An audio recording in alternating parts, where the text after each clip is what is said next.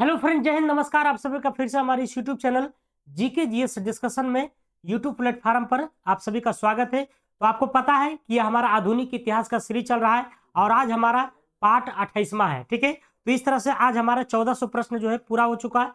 ठीक है, और 100 प्रश्न और बचा है। तो हमने तो टोटल जो है 1500 प्रश्नों का जो है लक्ष्य रखा था आधुनिक इतिहास का, जो मैंने पूरा कर दिया है। बस आप लोग का काम है कि इसको सीरियल वे में जाकर के देखिए, प्ले लिस्ट में पड़ा हुआ है। और साथ ही साथ इसके साथ अगर आप क्वेश्चन का प्रैक्टिस करना चाहते हैं तो टेलीग्राम चैनल पर हमारा जुड़ जाइए। डिस्क्रिप्शन बॉक्स में लिंक दिया हुआ है। टेलीग्राम चैनल का जो नाम है मेरा है जीके फॉर जॉब। ठीक है, जीके फॉर जॉब है। ठीक है, इससे जुड़ जाइए। इसमें आपको बोर्ड के माध्यम से प्रैक्टिस कराया जाएगा और वो प्रैक्टिस करते करते आपको सारा जीके याद हो जाएगा।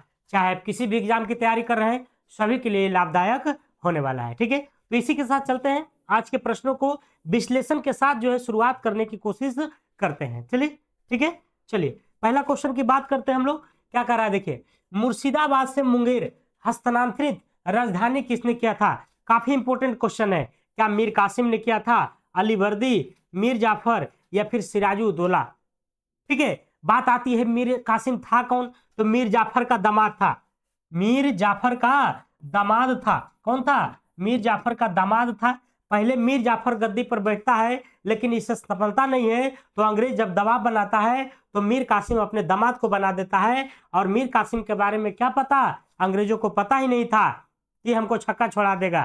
ठीक है, और मीर कासिम जो है अंग्रेजों के हस्तक्षेप से बचने के लिए मुर्शिदाबाद से मुंगेर हस्तांतरित कर लिया अपनी राजधानी। कौन? तो मीर कासिम। और अंग्रेजों से युद्ध लड़ने के लिए काफी संख्या में जो है इन्होंने जो है शस्त्रों का जो है निर्माण करने का जो है काम शुरू किया मुंगेर में, जो कि अभी भी प्रभाव उसका दिखता है। ठीक है, तो मीर कासिम हो गया। मीर कासिम की बात करते हैं तो ये जो नवाब रहा था 1760 से लेकर के 1763 तक, 1760 से लेकर के 1763 तक किसका दामाद था? मीर जाफर का। किसका? मीर जाफर का। इस अगला क्वेश्चन, पहले स्पिनिंग व्हील और वीविंग मिल की स्थापना कहां और कब की गई थी? तो पहले स्पिनिंग व्हील और वीविंग मिल की स्थापना कहां और कब की गई थी? क्या मुंबई 1857, कलकत्ता 60 में, कानपुर 1857 या फिर मद्रास 1915 में? तो 1352 का राइट आंसर अगर देखा जाए तो ये हो जाएगा मुंबई 1857। मुंबई 1857। तो पहले स्पिनिंग व्हील और वीविंग मिल की स्थापना कहां और कब की गई थी? तो मुंबई 1857 ईस्वी में। अगला कह रहा कि a bunch of old letters किसके निजी पत्रों का संकलन है? क्या है? तो a bunch of old letters किसके निजी पत्रों का संकलन है? क्या जवाहरलाल नेहरू का है, महात्मा गांधी, सुभाष चंद्र बोस या फिर भगत सिंह? तो इसका राइट आंसर हो जाएगा आपको जवाहरलाल नेहरू। ठीक है, नेहरू जी की अगर हम बात करते हैं तो इन्होंने जो है पूर्ण स्वराज की मांग लाहौर अधिवेशन में किए थे। पूर्ण स्वराज की जो मांग है वो किस अधिवेशन में किया गया था? तो लाहौर अधिवेशन। ये लाहौर अधिवेशन आपको कब हुआ था? तो ये हुआ था आपको 1929 में। एग्जाम में खूब पूछा जाता है भर भर के, है ना। महात्मा गांधी के बारे में आप लोग जानते ही हैं, है ना, कि बिहार में जो है चंपारण सत्याग्रह का जो है प्रमुख नेतृत्व करता यही थे। और इनको बुलाने वाले जो थे राजकुमार शुक्ला थे, राजकुमार शुक्ला। ठीक है, सुभाष चंद्र बोस की अगर हम बात करते हैं तो इन्होंने जो है फॉरवर्ड ब्लॉक की स्थापना किया। फॉरवर्ड ब्लॉक की स्थापना किए थे 1939 में। ठीक है, जब इन्हें कांग्रेस की अध्यक्षता से इस्तीफा दे दिए उसके बाद इन्होंने फॉरवर्ड ब्लॉक की स्थापना किए थे। भगत सिंह ये नौजवान सभा की स्थापना किए थे। नौजवान सभा, और इसकी स्थापना कब हुआ था? तो 1926 में, 1926 में। ठीक है, तो ये सारा डिस्कशन जो आपके लिए महत्वपूर्ण है। अगला, अखिल बंगाल सविनय अवज्ञा परिषद का गठन किसने किया था? तो अखिल बंगाल सविनय अवज्ञा परिषद का गठन क्या टैगोर जी, बंकिम चंद्र चटर्जी, सुरेंद्र चंद्र बनर्जी या विश्वनाथ सेन गुप्ता? तो किसके द्वारा जो है ये सविनय अवज्ञा परिषद का गठन किया गया था? तो ये थे आपको विश्वनाथ सेन गुप्ता। सविनय अवज्ञा से याद आया कि सविनय अवज्ञा आंदोलन जो हुआ था ये कब हुआ था? आपको पता नहीं है तो मैं बताता हूँ ना 1930 में हुआ था, 1930 में, 1930 में हुआ था। ठीक है, अगला हिंदू महासभा। हिंदू महासभा की स्थापना कब और किसने किया था, यानी कब किया था, है ना? तो मैं दोनों बताऊंगा। तो हिंदू महासभा क्या 1920 में, 15 में, 17 में, या फिर 1940 में? तो हिंदू महासभा की स्थापना की अगर हम बात करते हैं तो इसकी स्थापना कब हुआ था? तो इसकी स्थापना हुआ था 1915 ईस्वी में। 15 ईस्वी में। अगर पूछे किसने किया था तो मदन मोहन मालवीय, मदन मोहन मालवीय के द्वारा। ठीक है, मदन मोहन मालवीय के द्वारा किया गया था हिंदू महासभा की स्थापना। अगला है, कह रहा कि संविधान सभा के अस्थायी अध्यक्ष कौन थे? अस्थायी, जब संविधान सभा का गठन हुआ सबसे पहले 9 दिसंबर 1946 को, 9 दिसंबर 1946 को हुआ, तो इस समय जो अस्थायी अध्यक्ष के रूप में चुना गया था किसको? तो अस्थायी अध्यक्ष, देखिए यहाँ पर क्वेश्चन आंसर गलत है। ठीक है, यहाँ पर हो जाएगा सच्चिदानंद सिन्हा, डॉक्टर सच्चिदानंद सिन्हा हो जाएगा। ठीक है, सच्चिदानंद सिन्हा। ठीक है, तो ये सच्चिदानंद सिन्हा को संविधान सभा के अस्थायी अध्यक्ष के रूप में चुना गया था, और वो कब? 9 दिसंबर 1946 को। ये प्रथम संविधान सभा का हुआ था। दूसरका की बात करते हैं तो 11 दिसंबर 1946 को हुआ था। ठीक है, तीसरका की बात करते हैं तो 13 दिसंबर 1946 को हुआ था। और ये दूसरा में जो अस्थायी अध्यक्ष के रूप में बन गए थे, परमानेंट जो स्पीकर बन गए थे, वो डॉक्टर राजेंद्र प्रसाद बन गए थे, राजेंद्र प्रसाद बन गए थे। ठीक है, अस्थायी अध्यक्ष अगर आपसे पूछेगा तो राजेंद्र प्रसाद, अस्थायी पूछेगा तो सच्चिदानंद सिन्हा। 13 दिसंबर वाला एक इंपॉर्टेंट ये भी है कि इसी में जो है उद्देश्य प्रस्ताव को पेश किया गया था। उद्देश्य प्रस्ताव को पेश किया गया था कब? तो 13 दिसंबर 1946 को। किसके द्वारा? तो नेहरू जी के द्वारा पेश किया गया था। लेकिन ये लागू कब हो गया था फाइनली उद्देश्य प्रस्ताव? तो ये 22 जनवरी को, 22 जनवरी 1946 को। ठीक है, चलिए अगला प्रश्न चलते हैं। कह रहा कि नेहरू ने संविधान सभा के समक्ष उद्देश्य प्रस्ताव कब रखा था? तो देखिए अभी जस्ट हम बताएं कि उद्देश्य प्रस्ताव को रखा था कब? 13 दिसंबर 1946 को। ठीक है, लेकिन ये पास जो हो गया था, ये पास हो गया था कब? तो 22 जनवरी को, 22 जनवरी 1947 को। ठीक है, 22 जनवरी 1947 को। यहाँ 46 लिख दिया क्या? नहीं, 47 होगा, जनवरी आ गया ना। ठीक है, अगला तो 13 दिसंबर 1946। अगला कह रहा कि अंग्रेजों ने किस मराठा सरदार से राजघाट की संधि की थी? बताइए, अंग्रेजों ने किस मराठा सरदार से राजघाट की संधि की थी? क्या बड़ौदा के गायकवाड़ से, नागपुर के भोसले से, इंदौर के होलकर से, या फिर ग्वालियर के सिंधिया से? तो 1359 की राइट आंसर की अगर हम बात करते हैं तो इसका राइट आंसर क्या हो जाएगा? बताइए राइट आंसर। तो इसका राइट आंसर हो जाएगा आपको इंदौर के होलकर से, इंदौर के होलकर से। तो अंग्रेजों ने किस मराठा सरदार से राजघाट की संधि? तो इंदौर के होलकर से। राजघाट से एक बात आती है कि राजघाट जो है समाधि स्थल है, ये किसका समाधि स्थल है? तो महात्मा गांधी का समाधि स्थल अगर पूछेगा किसका है तो MK गांधी, महात्मा गांधी का है। ठीक है, अगला अंग्रेजों ने भारत पर रूसियों के आक्रमण के भय से किस राज्य का अधिग्रहण किया था? तो अंग्रेजों ने भारत पर रूसियों के आक्रमण के भय से कौन सा राज्य का अधिग्रहण किया था? तो ये किया था आपको सिंध का। किसका? सिंध का। किसका? सिंध। अगला प्रश्न, करा डलहौजी के हड़प नीति का शिकार सबसे पहले कौन सा राज्य बना? बताइए, डलहौजी का हड़प नीति बताइए। तो लॉर्ड डलहौजी का शासनकाल की अगर हम बात करते हैं तो 1848 से लेकर के 1856 तक चला था। 1848 से 1856 तक चला था। और डलहौजी का जो है राज हड़प नीति जो है चलाया था। हड़प नीति तो कह रहा है ये जो है हड़पे वाला जो नीति चलाया था, तो सबसे पहले किसको हड़पा था? तो सबसे पहले सतारा को हड़पा था। सबसे पहले सतारा को। अगर पूछेगा कब हड़पा था तो 1848 में, 1848 में हुआ था ये कि सतारा का जो राजा था बिना अंग्रेज को बताए हुए एक सौतेला बेटा को ले आया था, गोद भर। ठीक है, गोद ले लिया था, और जब ये मर गया तो उसको वैलिड नहीं माना अंग्रेज, है ना, वैलिड नहीं माना, और अंग्रेज ने जो है सतारा को अपने कब्जा में ले लिया था। ठीक है, अगला कह रहा कि भारत में रेलवे लाइन का विकास किस गवर्नर जनरल के काल में हुआ था? रेलवे लाइन, तो रेलवे लाइन अर्थात रेलवे के बारे में पूछ रहा है तो ये लॉर्ड डलहौजी हो जाएगा। सबसे पहले जो रेलवे चला था वह 16 अप्रैल को चला था। 16 अप्रैल 1853 ईस्वी को चला था। 16 अप्रैल 1853 को चला था। ठीक है, कितना किलोमीटर था? 34 किलोमीटर चला था। क्या नाम था ट्रेन का? तो ब्लैक ब्यूटी था, तो ब्लैक लेकिन था ब्यूटी। ठीक है, ब्लैक ब्यूटी था। ओके, तो ये लॉर्ड डलहौजी के काल में ये सब हुआ था, रेलवे का परिचालन। अगला कह रहा कि भारत में इस्तेमारी बंदोबस्त का शुरुआत किसके शासनकाल में हुआ था? इस्तेमारी कहिए या फिर अस्थाई कहिए, अस्थाई बंदोबस्त कहिए, अस्थाई बंदोबस्त। ठीक है, या तो फिर आप क्या कहिए, सूर्यास्त का नियम कहिए, सूर्यास्त का नियम, सूर्यास्त का नियम कहिए। ठीक है, सूर्यास्त का नियम का मतलब ये हुआ कि सूर्यास्त मतलब सूर्य को ढलने से पहले लगान जमा होना चाहिए, नहीं तो तुम्हारा जमींदारी एकदम छीना जाएगा। ठीक है, तो इस्तेमारी उसी को कहता है अस्थाई। और ये जो अस्थाई बंदोबस्त लागू किया गया था 1793 ईस्वी में किया गया था। किसके द्वारा किया गया था? तो कार्नवालिस के द्वारा। किसके द्वारा? कार्नवालिस के द्वारा। ठीक है, तो कार्नवालिस कहाँ है? देखिए सी नंबर में है। अगला, भारत में नागरिक सेवा सिविल सर्विस का जन्मदाता किसे माना जाता है? तो इसी कार्नवालिस को माना जाता है। ठीक है, लॉर्ड कार्नवालिस को।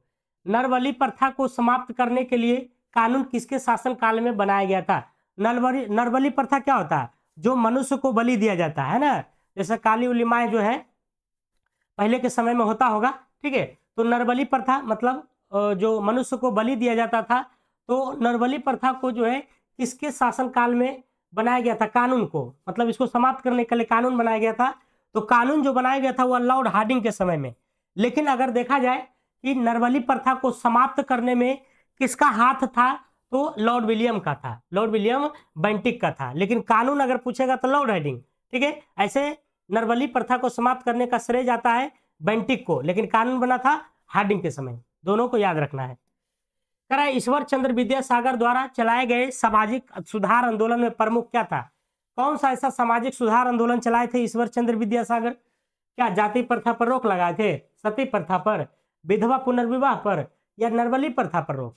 बताइए। तो नरबली प्रथा पर रोक तो हम अभी बताए हैं कि लॉर्ड विलियम बेंटिक था, लॉर्ड विलियम बेंटिक। लेकिन कानून जो बना था, ये कानून जो बना था ये हार्डिंग के समय में, कानून जो बना था हार्डिंग के समय में, हार्डिंग के समय में बना था। यहाँ पर पूछ रहा है कि सुधार आंदोलन प्रमुख था ईश्वर चंद्र विद्यासागर का, तो किस पर था? तो विधवा पुनर्विवाह पर, विधवा पुनर्विवाह पर। मतलब पहले के समय में विधवा का शादी नहीं होता था, लेकिन ये कहीं नहीं, वो भी तो मनुष्य है, विधवा को भी पुनर्विवाह होना चाहिए, पुनः शादी होना चाहिए। ठीक है, तो पुनर्विवाह हो गया ये।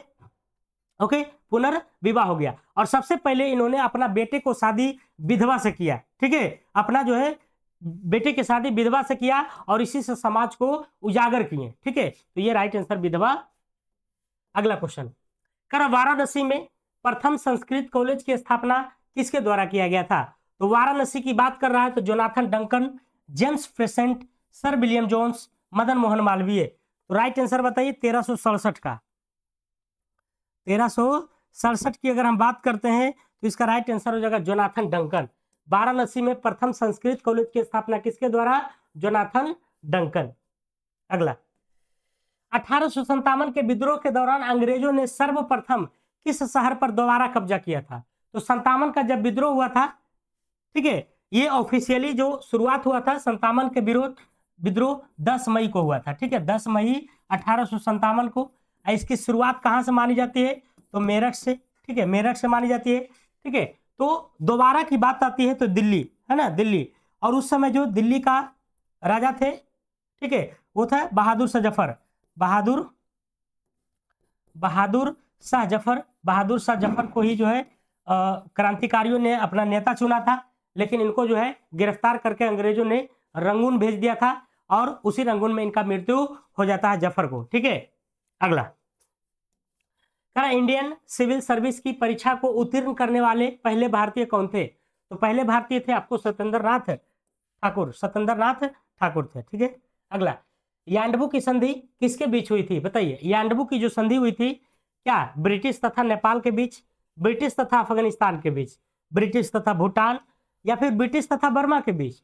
तो यांडबू की संधि की अगर हम बात करते हैं तो ये हुआ था आपको ब्रिटिश तथा बर्मा के बीच में, ब्रिटिश तथा कह रहा है ब्रिटिश द्वारा भारत में एक तरफा मुक्त व्यापार की नीति को कब लागू किया गया था? ब्रिटिश द्वारा भारत में एक तरफा मुक्त व्यापार नीति को कब लागू किया गया था? 71 का, 1371 का बताइए क्या हो जाएगा राइट आंसर? तो इसका राइट आंसर हो जाएगा 1813, 1813। अगला है दीनबंधु मित्र ने अपना नाटक नील दर्पण किस विषय वस्तु के संदर्भ में लिखा है? बताइए। तो यहां से कितना अच्छा क्वेश्चन है। दीनबंधु मित्र ने अपना नाटक नील दर्पण, तो सबसे पहले तो पूछता आपसे नील दर्पण के लेखक कौन है? तो दीनबंधु मित्र। किस विषय वस्तु के संदर्भ में लिखा है? तो बताइए। क्या भारत के अब औद्योगिकीकरण के लिए भारतीय मजदूर की दशा में महिलाओं की सामाजिक स्थिति पर, नील उत्पादन किसानों का उत्पीड़न के लिए? हाँ बिल्कुल सही है। ये नील उत्पादन किसानों का जो उत्पीड़न हो रहा था नील उत्पादन में, उसी पर कहानी ये लिखे हैं दीनबंधु मित्र नील दर्पण। ठीक है। क्या होता था? 3 कट्ठा 20 कट्ठा में 3 कट्ठा पर जो है नील की खेती करना आवश्यक कर दिया था अंग्रेजों ने। और नील की खेती करने पर जो खेत की जो उर्वरता होती है वो समाप्त हो जाती है, कमजोर हो जाती है। तो इसके लेकर के किसान नहीं करना चाहते थे, लेकिन अंग्रेज का दबाव के कारण जो है करना पड़ता था, क्योंकि उस समय जो है नील का बहुत ही ज्यादा मांग था, है ना। पहले देखते थे व्हाइट शर्ट में जो है नील बोर करके कपड़ा निकालते थे, कितना सुंदर लगता था। तो इस तरह से रंग उनका उतना जो है प्रचलन नहीं था उस समय, तो नील का ही प्रयोग किया जाता था। ठीक है। तो इसी का शिकायत जो है राजकुमार शुक्ल महात्मा गांधी जी को 1916 के अधिवेशन, लखनऊ अधिवेशन में किए, और महात्मा गांधी ने इस पर पहल करते हुए बिहार में आए, चंपारण में, और इसका जो है पुरजोर आंदोलन किए, और फिर जो इसको 3 कट्ठे पद्धति को समाप्त किए। ठीक है। तो ये हो जाएगा आपको, क्या हो जाएगा? नील उत्पादन किसानों का उत्पीड़न। अगला, मुर्शिदाबाद से मुंगेर स्थानांतरित राजधानी किसने किया था? तो अभी पहला क्वेश्चन यही था आपका, मीर कासिम, दोबारा हो गया है। अगला है जालियांवाला बाग हत्याकांड के प्रतिरोध में किसकी अगुवाई में एक बड़ी सभा का आयोजन किया गया था? तो सबसे पहले जानते हैं जालियांवाला बाग हत्याकांड कब हुआ था। तो आप लोग जानते हैं कि 13 अप्रैल 1919 को, 13 अप्रैल 1919 को जालियांवाला बाग हत्याकांड हुआ था। ये जालियांवाला बाग हत्याकांड कहाँ हुआ था? तो अमृतसर में हुआ था। अमृतसर में, अमृतसर कहाँ पड़ता है? तो पंजाब में पड़ता है। ठीक है। अमृतसर पंजाब में, वही अमृतसर स्वर्ण मंदिर के निकट, स्वर्ण मंदिर के निकट में पड़ता है, ठीक है। तो करा कि जालियांवाला बाग हत्याकांड के प्रतिरोध में किसकी अगुवाई में एक सभा का आयोजन किया गया था?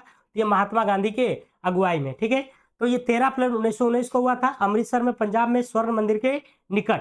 ठीक है। कहाँ हुआ था? तो सैफुद्दीन किचलू के विरोध में लोग प्रदर्शन कर रहे थे। ठीक है। और सत्यपाल मलिक के विरुद्ध में प्रदर्शन कर रहे थे, और उसी प्रदर्शनकारियों पर जो है जनरल ओ डायर के आदेश पर, देखिएगा, ध्यान दीजिएगा, आदेश कौन देता है? आदेश देता है पहले ओ डायर। ठीक है। ओ डायर, ठीक है। और गोलियां चलाता है, चलाने वाला जो गोलियां होता है, चलाने वाला कौन होता है? R Dyer. ठीक है। R Dyer. और इसी ओ डायर को जो आदेश दिया था, इसको जो है उधम सिंह जाकर के मारता है ना।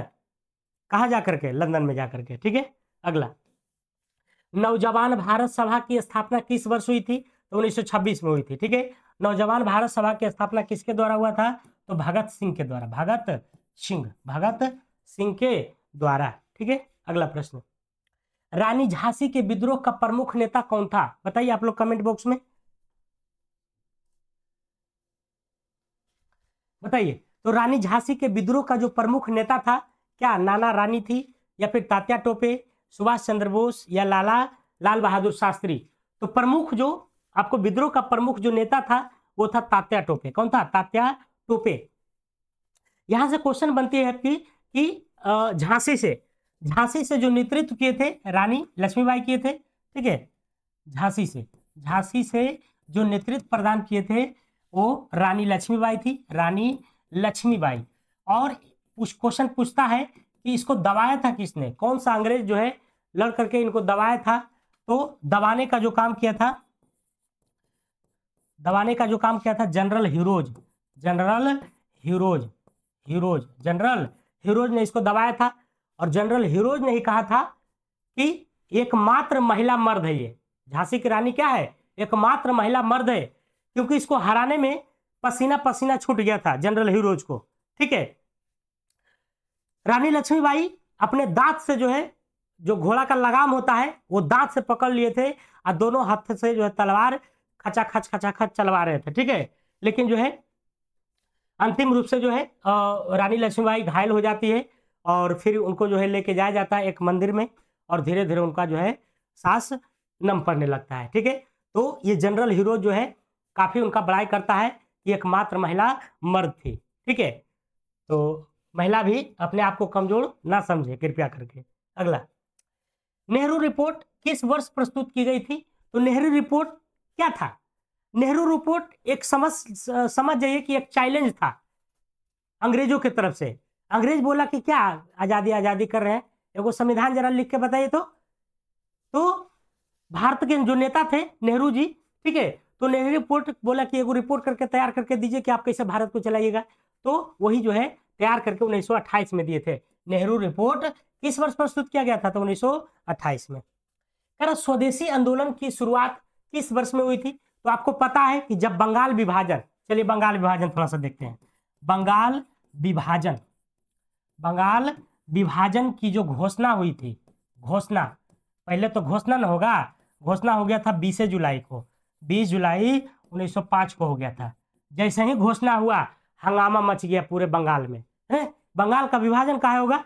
तो अंग्रेजों ने कहा कि नहीं, हमको जो है शासन चलाने में जो है मतलब कानून के दृष्टिकोण से हम इसको अलग कर रहे हैं, जबकि ये बात नहीं था, सांप्रदायिक दृष्टि से जो है इसको अलग किया जा रहा था। ठीक है, तो बंगाल विभाजन की घोषणा 20 जुलाई 1905 को हुई और जैसे ही जो है जुलाई में हुआ वैसे ही जो है 7 अगस्त को, ठीक है, 7 अगस्त 1905 को स्वदेशी आंदोलन हो गया।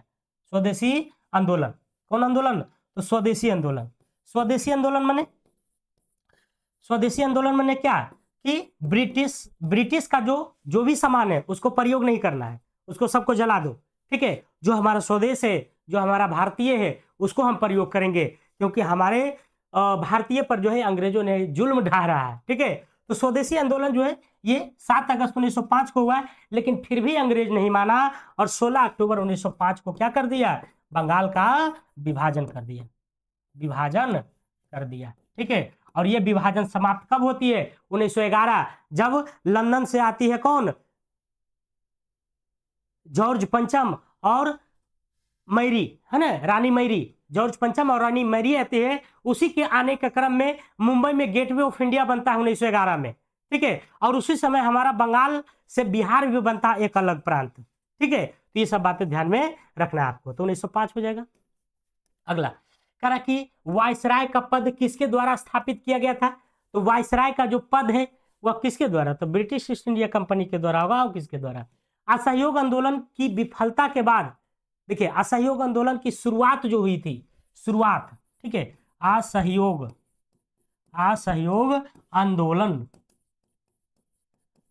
आंदोलन की जो शुरुआत हुई थी वो कब हुई थी? तो 1920 में हुई थी। 1920 में हुई थी, लेकिन बंद कब हो गया? बंद की अगर हम बात करते हैं तो ये आपको 1922 में हो गया।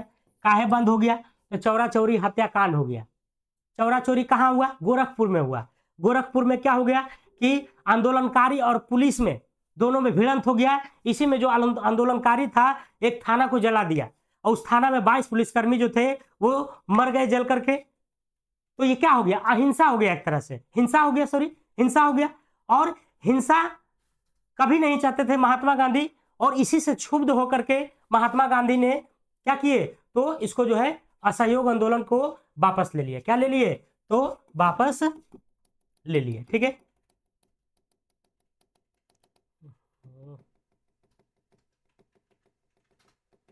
क्या था ना, मैसेज भेज देता है। ठीक है, तो 1922 ईस्वी में असहयोग आंदोलन क्या हो गया? तो वापस हो गया। काहे हो गया? चौरा चौरी हत्याकांड के कारण। समझ में आ गया?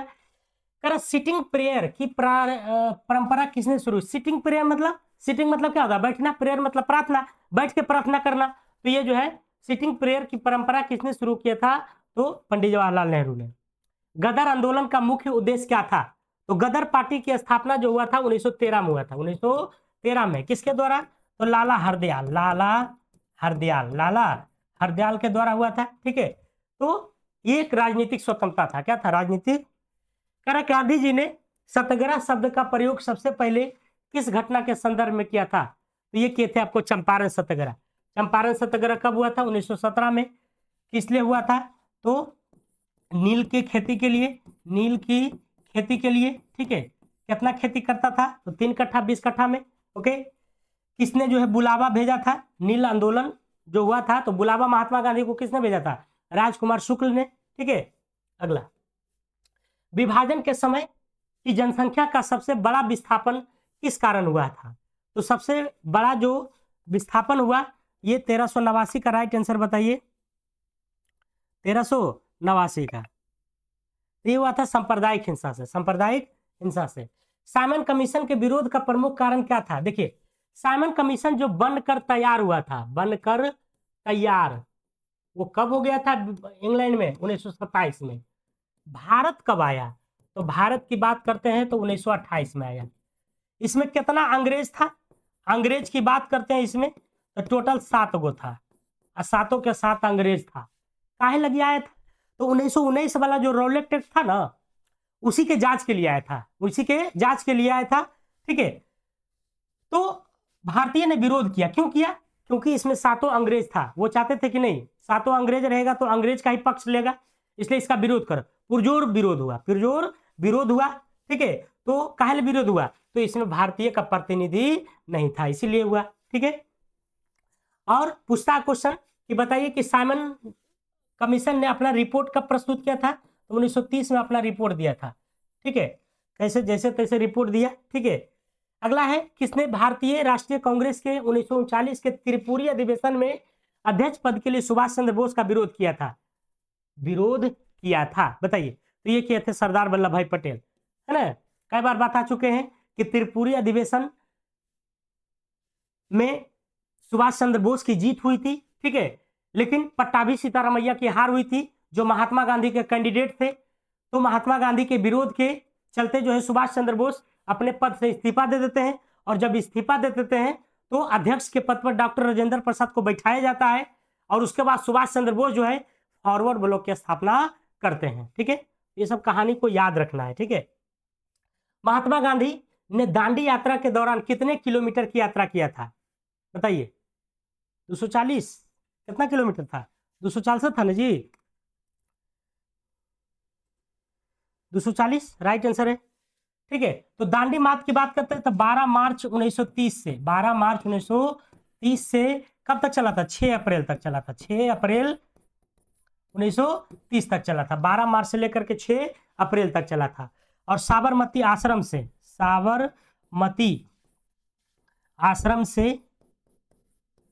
से दांडी तक। ठीक है।